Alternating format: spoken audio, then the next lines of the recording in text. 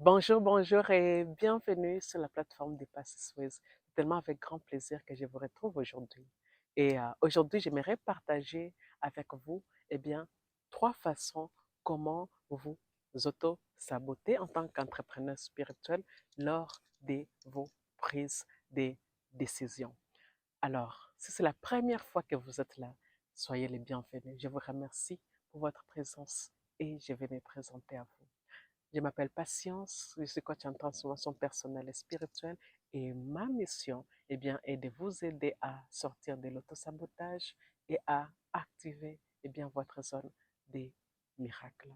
Alors, oui, comme je le disais, bon, mon expertise vraiment là où j'ai passé vraiment énormément de temps et d'énergie, c'est d'apprendre et de comprendre vraiment les mécanismes qui fait que l'on s'auto-sabote si souvent, nous, les entrepreneurs spirituels. Et pourquoi est-ce que cela justement fait qu'on a du mal justement à partager notre message puissant, à vivre de notre entrepreneuriat.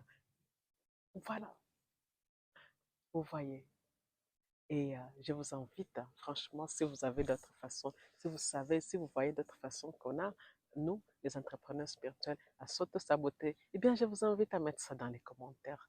C'est toujours vraiment avec grand plaisir qu'on apprend des choses ici dans la plateforme des Passés Suisses. Alors, la première façon qu'on s'auto-sabote lors de nos prises des décisions, eh bien, c'est d'être dans le perfectionnisme. Vraiment, le fait de vouloir à tout prix s'assurer que tout se passe bien à la perfection, eh bien, nous empêche vraiment d'aller au-delà, de vivre vraiment notre message et de le partager avec le monde. Alors, si vous me suivez depuis un moment, vous allez voir peut-être il y a quelque chose qui m'arrive beaucoup trop souvent, eh bien, c'est que à force de travailler à l'extérieur, avec le soleil qui se lève, enfin, à force de travailler, en tout cas, à un moment donné, voilà, mon maquillage coule ou bien se désintègre pratiquement.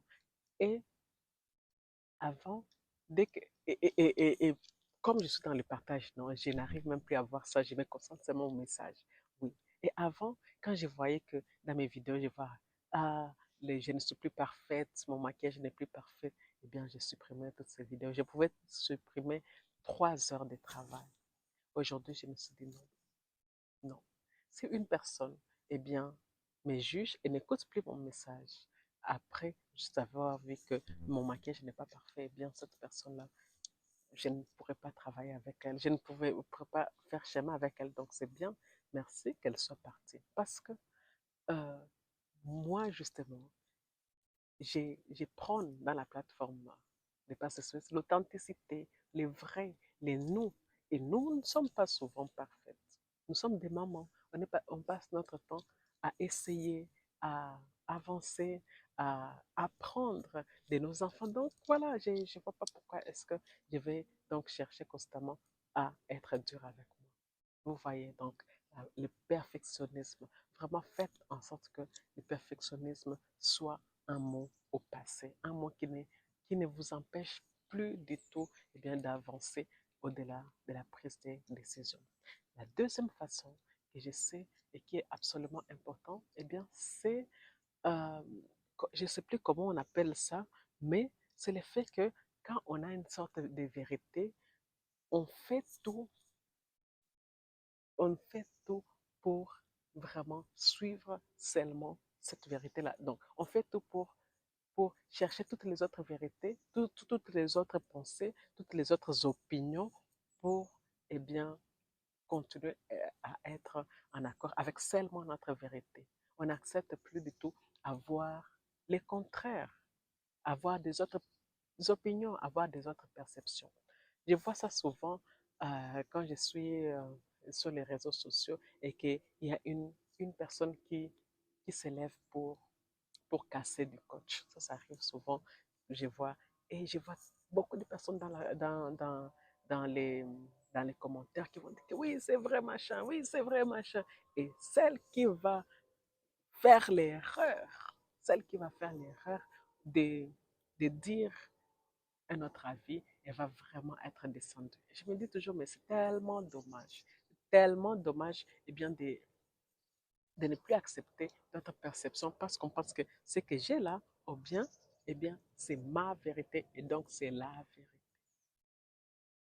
D'accord? Voilà la deuxième façon que j'essaie vraiment qui nous auto-sabote lors de nos prises de décisions.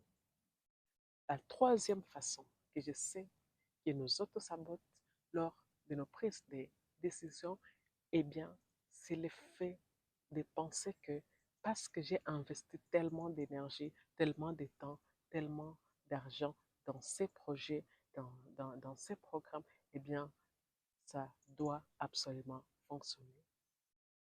Et si ça ne fonctionne pas, alors on se juge durement. Alors je ne vaux rien, alors je n'ai pas réussi, alors je ne vais pas réussir ce que j'ai fait. On ne se donne pas la possibilité de savoir qu'on a une vision, mais on peut avoir plusieurs chemins pour l'atteindre. On a une vision, mais il y a plusieurs stratégies, il y a plusieurs chemins. Et tout nous apprend quelque chose. Que ce soit ce qu'on a réussi, que ce soit ce qu'on n'a pas réussi, tout nous apprend quelque chose. Et donc, quand on ne fait pas ça, eh bien, comment on va apprendre? Je ne sais pas. Vous voyez, je ne sais pas comment on va apprendre. Voilà pourquoi je vous invite vraiment à considérer que, eh bien, le chemin de l'entrepreneuriat est merveilleux parce qu'on est constamment en train d'apprendre. Et il y a certaines leçons qui sont très chères. Il y a certaines leçons qui sont très chères. On a tellement investi. Voilà pourquoi ça nous coûte si cher. Mais on n'a pas réussi les résultats. Et donc, on comprend des choses en ne réussissant pas exactement ce qu'on voulait. Voilà, voilà, voilà, voilà. Bien sûr, il y a tellement d'autres façons. Et voilà pourquoi je vous invite à les mettre dans les commentaires. Il y a tellement de choses qui nous auto-sabotent, qui nous, qui nous, qui nous mènent vers l'autosabotage lorsque nous voulons prendre des grandes décisions. Et je vous invite à les mettre dans les commentaires. Et alors, si vous désirez co-créer avec moi, eh bien, je vous invite à m'envoyer, à regarder dans la légende, eh bien, il y a tout ce qui est important pour que l'on soit en connexion et qu'on co-crée, que vous suiviez un de mes accompagnements. D'accord? Voilà, voilà. Alors, ici et maintenant, nous sommes complètes. Ici et maintenant, eh bien, nous sommes